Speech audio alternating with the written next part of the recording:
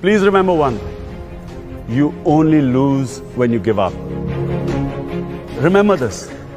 Remember this over and over again. You only lose when you give up.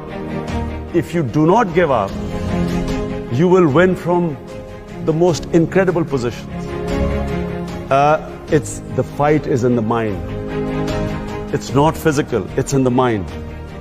As long as the mind refuses to accept defeat, each setback will give you an opportunity to analyze yourself. Where did I go wrong? It's an opportunity. Remember, crisis is an opportunity to evaluate yourself. Where did I go wrong? Correct that, pick yourself up, you again move on, and you will find that you will get stronger. Each time you pick yourself up, you come back stronger. This is what the human being is. The Almighty made us Ashraful Makhluqat. We are His greatest creation.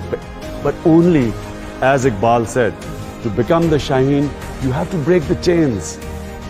This chain of, the moment you say it's impossible, it's impossible.